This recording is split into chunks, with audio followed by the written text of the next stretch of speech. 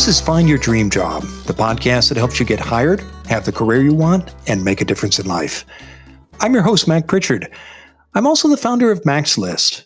It's a job board in the Pacific Northwest that helps you find a fulfilling career. Every Wednesday, I talk to a different expert about the tools you need to get the work you want. The sponsor of our show is Top Resume.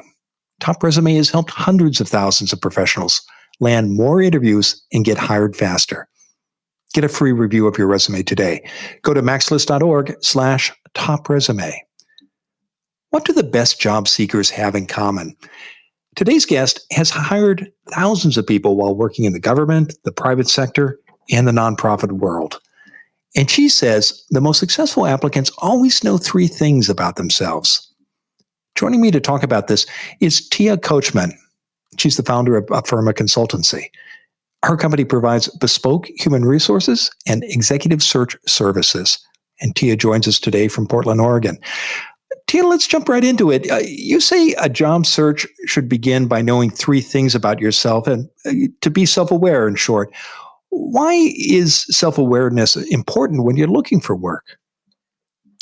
When you are looking for work, Mac, you want to make sure that you know what you have to offer. When you're engaging in an employment relationship, it is in fact transactional. You come to the table with something, and you're getting something out of the relationship as well. So you want to walk in knowing what you have to offer and knowing what you knowing how you can expand and broaden in that relationship.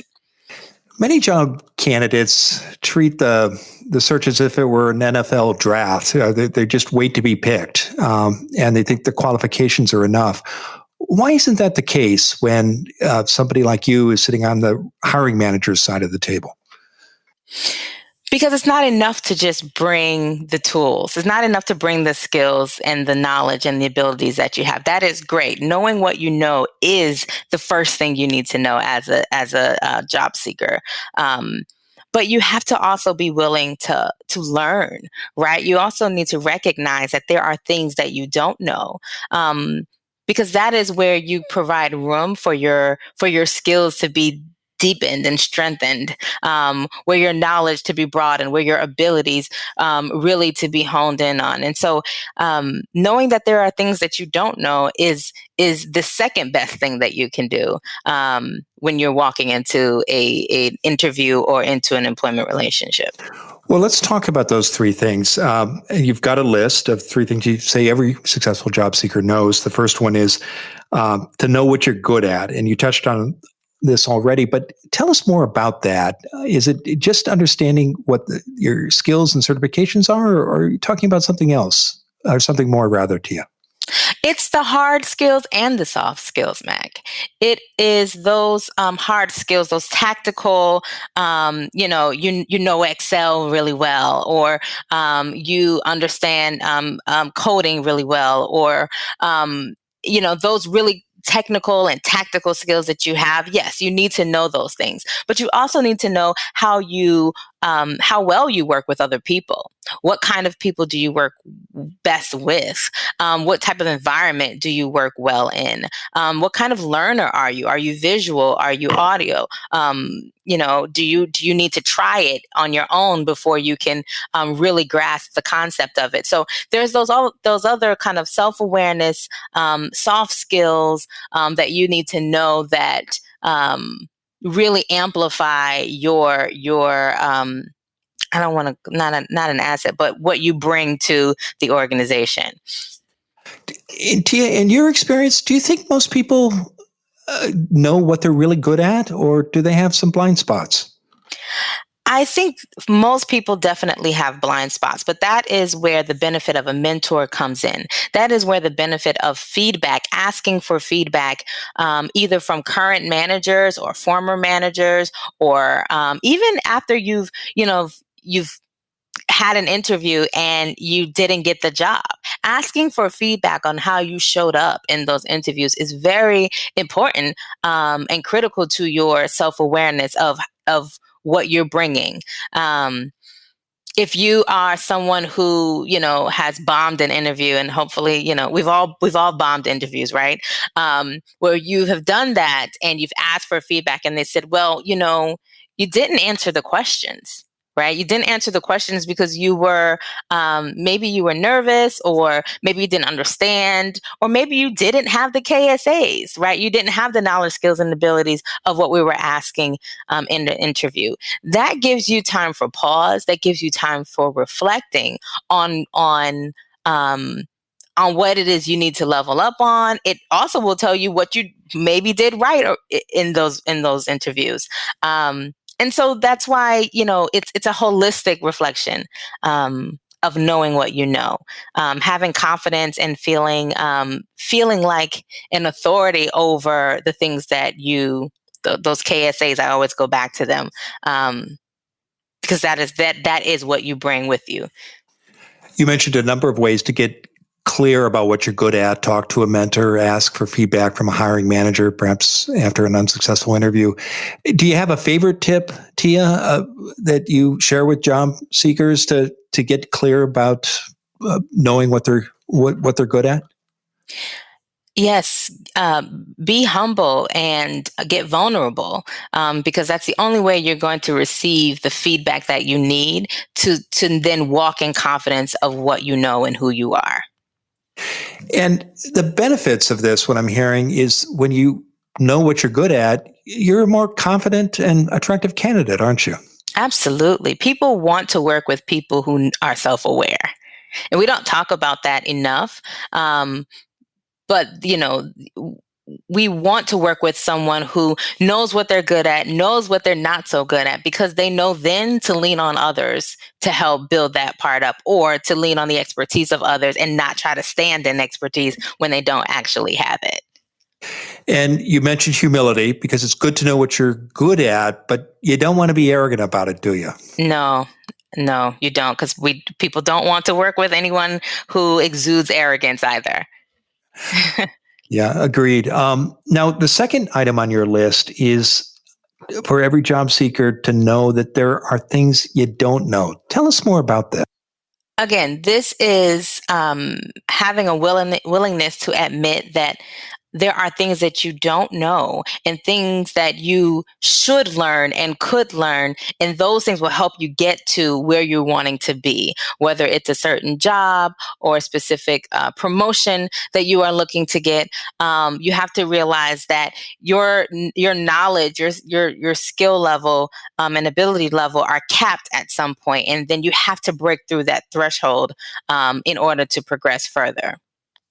How do you get clear about not only what you don't know, but the things that you don't know you need to know? Because obviously there's so much we could learn, but our time is limited and we need to be strategic. So what would you say to a job candidate about identifying those gaps, the ones that matter the most? How do they get clear about that? It goes back to that tip of being humble and vulnerable. Ask questions, right? Be curious about other experiences. Be curious about what's outside of the box of your realm of knowledge, skills, and abilities. Be curious about how other people got to where they are, because that is how you learn that there are other things out there that you could also learn, if that makes It, sense. it does. And I'm curious, Tia, as a hiring manager, how did you react when a candidate might say, well, I don't know that? Was that a sign of weakness, or what was your reaction? I appreciate when candidates can acknowledge that they don't know something, even if they and have anticipated that that was a question that I was going to ask, and that there was an expectation for them to have an answer. To say that, no, I don't have that answer, but I'd love to learn it, or I'm very curious about it. I read an article, or I heard about this topic in a podcast, and I was really interested in it, but I don't know enough about it to really to show up as an expert right now. That is self-awareness, and that is admirable and attractive to a hiring manager, because a A true manager who is leading a team will want someone who can come in and be a sponge and absorb. So being willing to learn things that you don't know and acknowledging that there are things that you don't know um, is fundamental.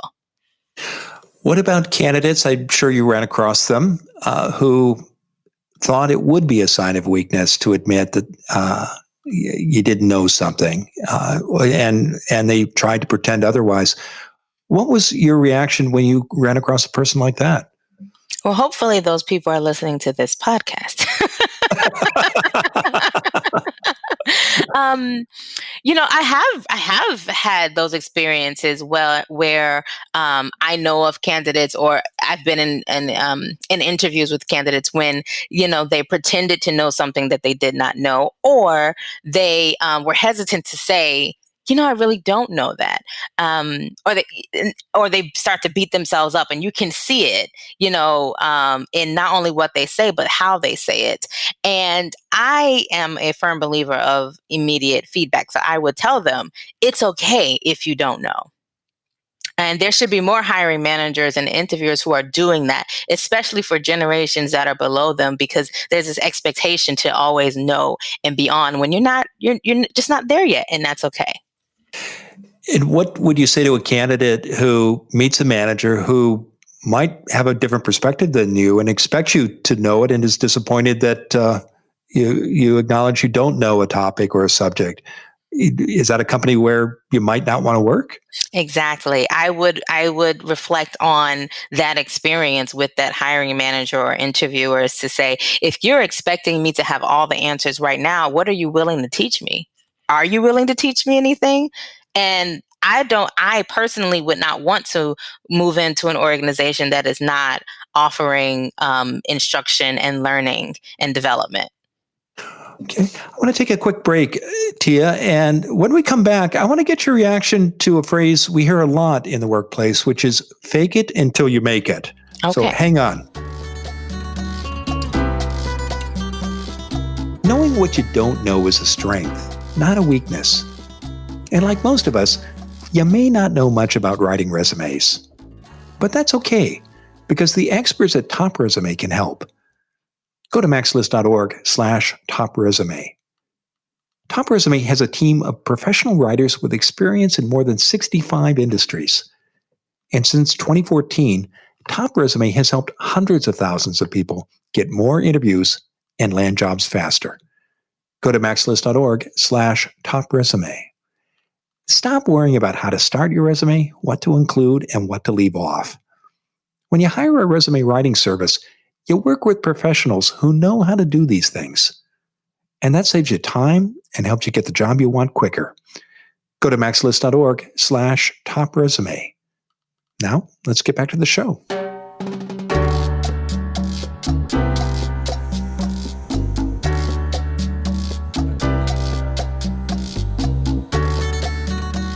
We're back in the Max List studio. I'm talking with Tia Coachman. She's the founder of Affirma Consultancy. Her company provides bespoke human resources and executive search services. Now, Tia, before the break, we were talking about the importance of acknowledging what you don't know. And I hear this all the time in the workplace. I'm sure you do too. There are people who say, well, don't admit that you don't know something. Fake it until you make it. What do you think of that, Tia? I actually enjoy that type of guidance, because to me it's aspirational. To me, it says you acknowledge that you don't know everything. So that's the first step, right? But you also know that there are things and that is how you are able to fake it, right? You are able to show up in a way, because you may not have all the pieces together, but you have some. And lean in on those. And by doing that, by trying, right? You will likely succeed in whatever it is that you are trying to show up as. So I see it as more aspirational, as opposed to act like you know everything. That's not what that statement says to me. That phrase says to me. It says acknowledge there are some things that you don't know. You're not an expert right now. However, there are some things that you do know, and lean into those, and you will show up closer to what you think people want you to be. So being candid and being willing to take risks, those are appealing qualities to a hiring manager. Absolutely. Absolutely. Business is all about taking risks, right? So you should have employees who are also doing that. Yeah. Any final tips about how to talk about a subject you don't know well that might be an important requirement for a job in either the interview or in application materials? Again, acknowledging that you don't know something, but how can you do that in a strategic, thoughtful way? Understanding how that one thing you don't know well impacts other things, because there may be some factors that can be partnered with the thing that you don't know, that you do know, right? So if I am an employee who, or a candidate who, I don't know, let's say, diversity and equity work, which is very close to home for me. But I know HR, right? I have the fundamentals of HR, and you know how to take care of people in a workforce equitably. But you may not be well versed in, terms that are frequently used for diversity and equity and inclusion work. It doesn't mean you can't do that work.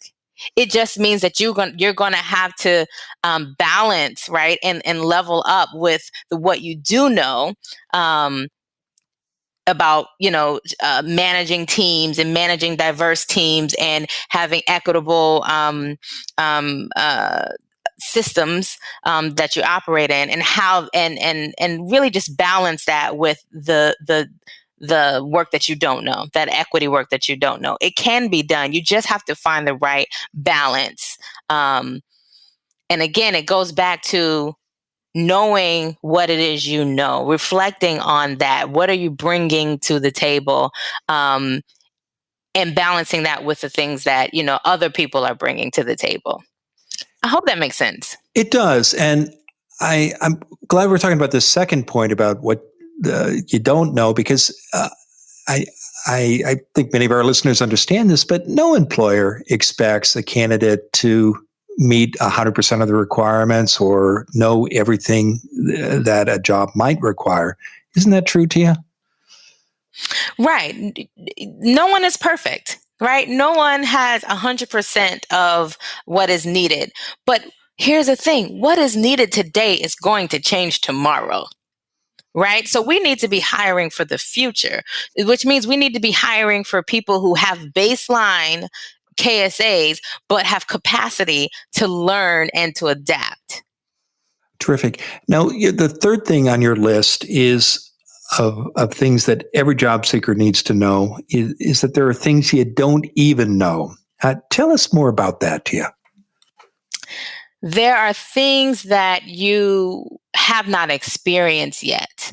When you are a individual contributor and you have not yet managed a team, you have not managed people processes, and you've done so well as an individual contributor that you've been promoted to this new role, you're going to be exposed to a whole different world, which is called management.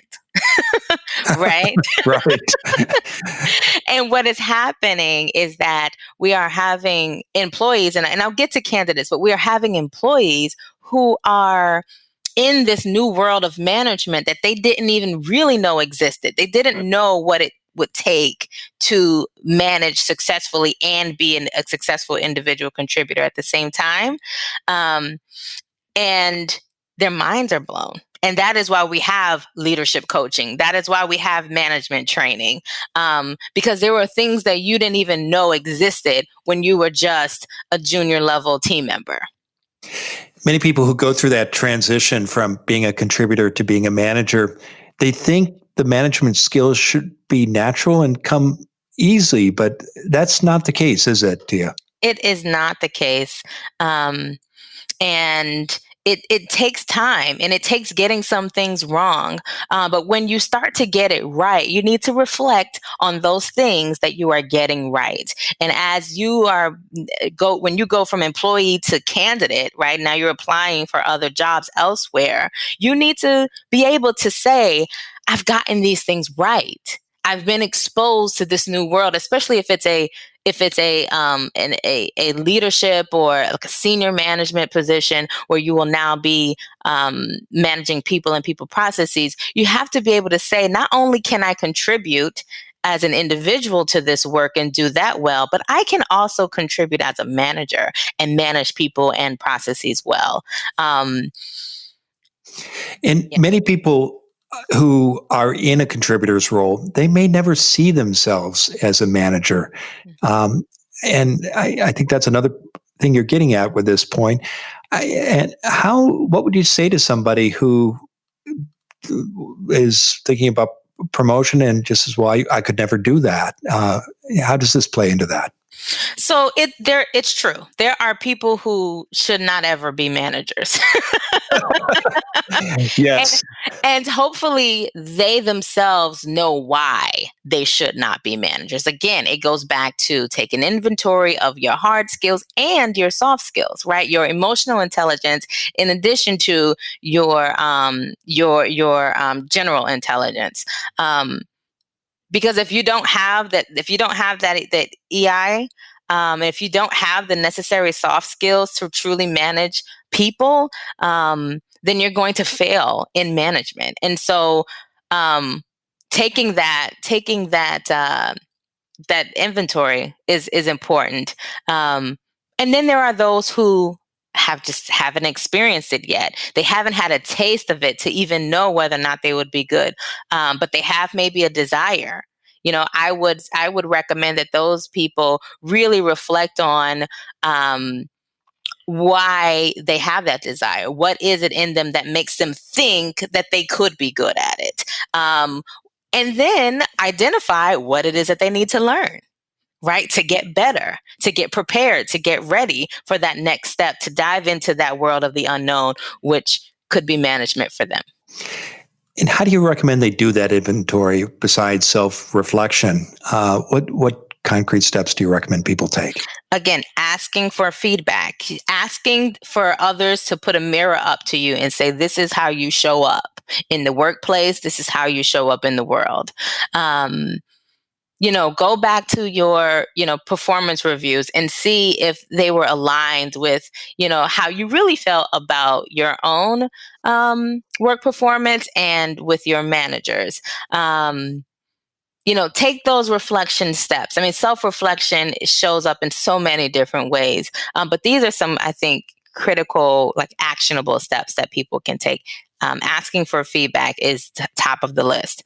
And again, being open and vulnerable to hear some things that you may not have thought about yourself, or you didn't see yourself in that way. And being committed to changing where necessary. You've interviewed hundreds of people, probably several thousand over the years. Can you tell when you talk to a candidate if they are aware of these three things?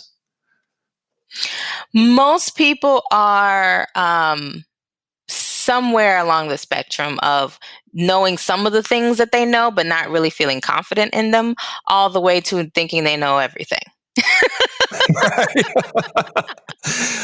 I think we've all met those colleagues along the way, haven't we? Right. We have.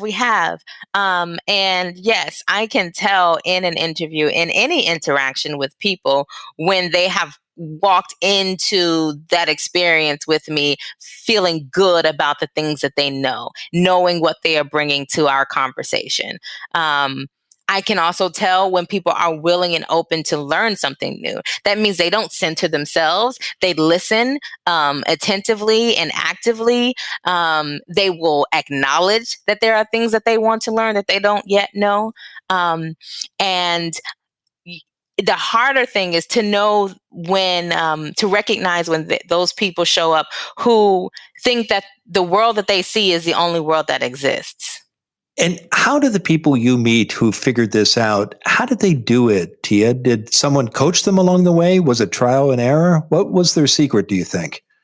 I think it's realizing that in the workplace, especially in a diverse workplace, that you will come with only your story. You will come with only your experience and your KSAs, but that others around you will come with theirs and it will be different from yours. And so the people who can grasp that concept are the people who will succeed and be able to really digest what we're talking about today. And again, as somebody who's made so many hiring decisions and recommendations along the way, why does that stand out for you if you're looking at two candidates with equal skills levels, but one has those three insights and the other doesn't? Mm-hmm. Why does that make them so appealing? It makes them appealing because, one, they're coachable. Right? That means that I can mold and help to shape their career, not just this one job. It means that they will make my company better. They will make the work that we do better because they will look outside of themselves for ways to kind of level up because they have done that work for themselves or will be doing that work for themselves. So, that is what is going to make that candidate really attractive versus someone who walks in thinking they have all the answers and they're exactly right and perfect for this job. I don't want the person that's perfect for the job. I want the person who wants to make the job better. Well, it's been a terrific conversation, Tia. Now, tell us what's next for you. Well, Affirma is growing. We have our roots in the creative industry and in advertising, but we are branching out into nonprofits and fashion brands and all kinds of different industries. And that was our full intention. And so I'm excited about the scaling and the reach and the impact that we can have on workforces without industry boundaries. I had a chance to look at your website. You're doing terrific work and you've got wonderful clients. I know people can learn more about your practice and your services by visiting that website, www.affirmaconsultancy.com. Now, Tia, given all the great advice you've shared today, what's the one thing you want a listener to remember about the three things every job seeker needs to know? Be confident in what you know. Be open to learn what you don't know, and believe, please, that there exist things out there that you haven't experienced yet.